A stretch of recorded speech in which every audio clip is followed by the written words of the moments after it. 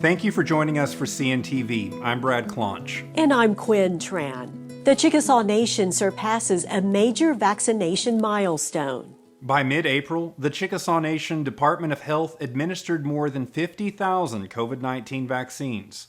Those receiving the vaccine came from across Oklahoma and other states, as far away as Oregon, Arizona, and South Carolina. Everyone is eligible to receive a COVID-19 vaccine from the Chickasaw Nation at no cost. There are no tribal citizenship, employee, or state residency requirements. For the Pfizer vaccine, individuals must be at least 16 years old to receive the shot. For the Moderna vaccine, you must be 18 years of age or older. The Chickasaw Nation is offering the vaccines at the tribe's health clinics in Tishomingo, Purcell, and Ardmore. In Ada, the drive-through vaccinations are underway at the Chickasaw Nation's Emergency Operations Facility. A reminder, vaccines are available by appointment only. Make your appointment online at the web address on your screen. A Chickasaw college student spent weeks researching information on the COVID-19 vaccines. Elizabeth Bryant then used her skills to help the public know more about the vaccines with mRNA technology. She shares more in this virtual visit. Elizabeth, you've been very busy there at the University of North Carolina at Chapel Hill. Tell us about your latest project.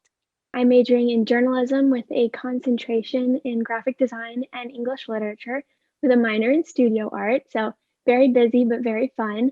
I got invited to this class called Media Hub, where in the journalism school, it's you get invited. They invite writers, broadcast journalists, photographers, and graphic designers.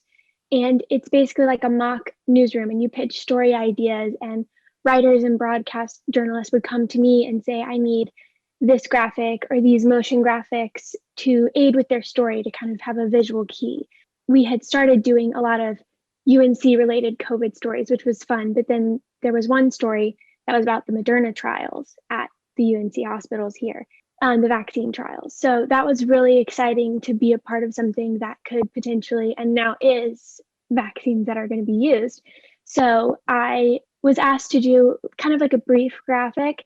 And then when I went into more research to do my infographic, I decided it was an area that needed more information that would be more accessible to people.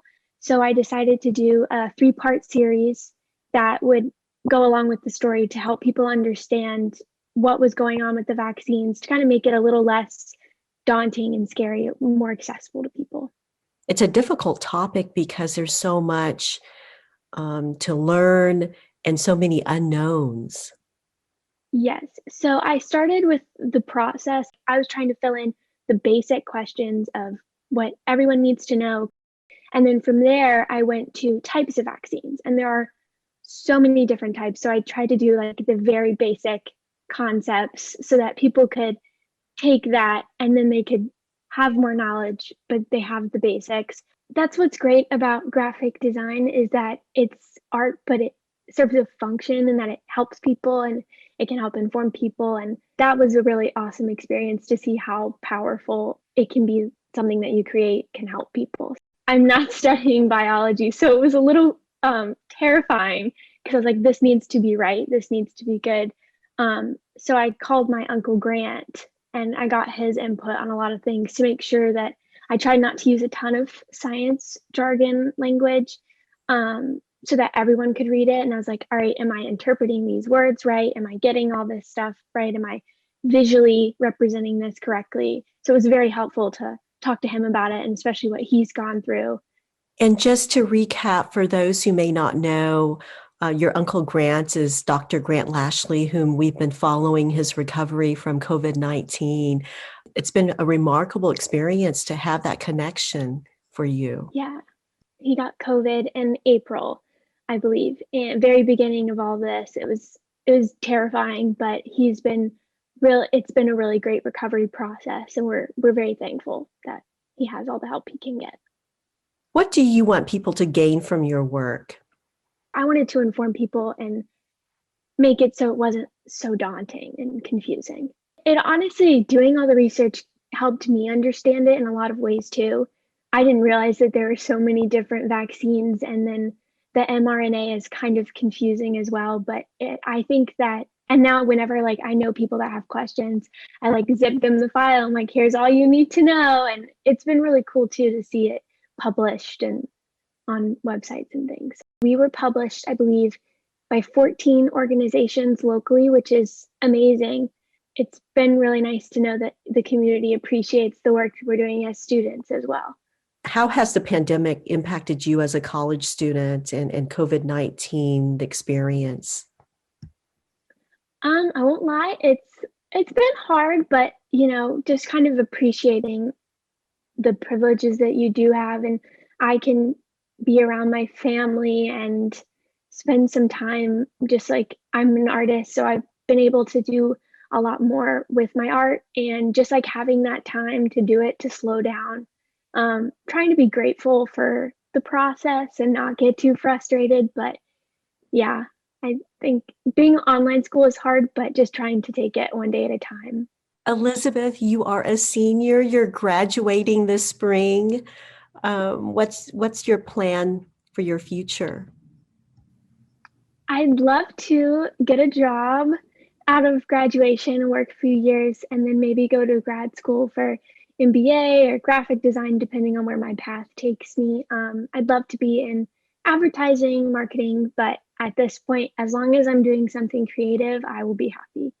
We are so happy to congratulate Elizabeth on a job well done and on her graduation from the University of North Carolina at Chapel Hill.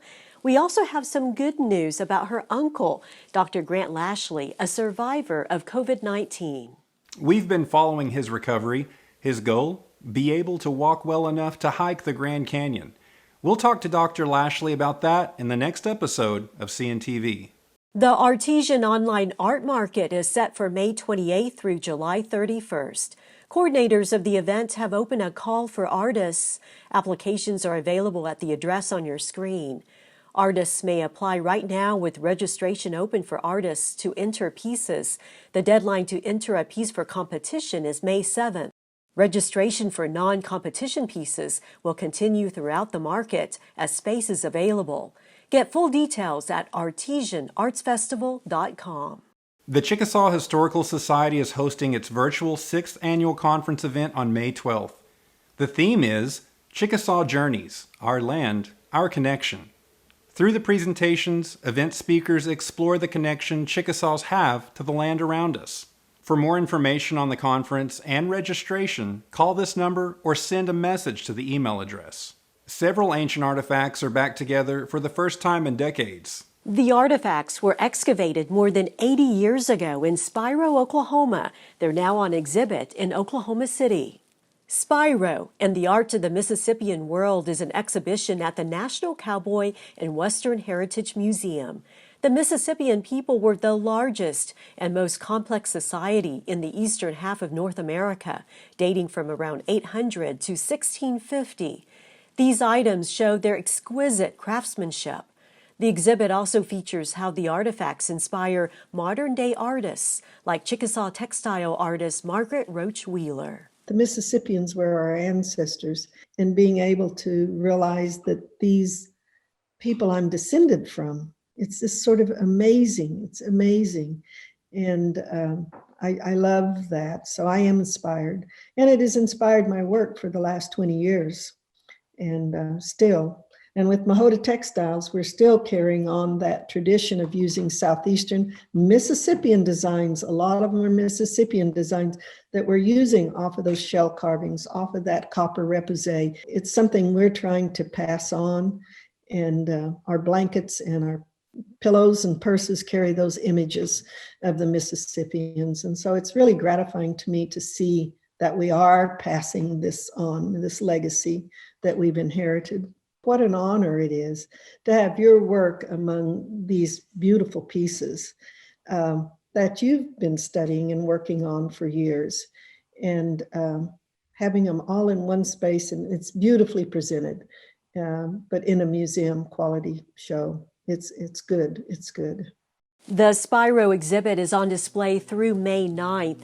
Go to spiromounds.com to learn more about Spiro and the art of the Mississippian world. It's fascinating history. It's history that gives us a connection to our ancestors. Well, that's all the time we have for this episode of CNTV. Quinn and I will see you next time.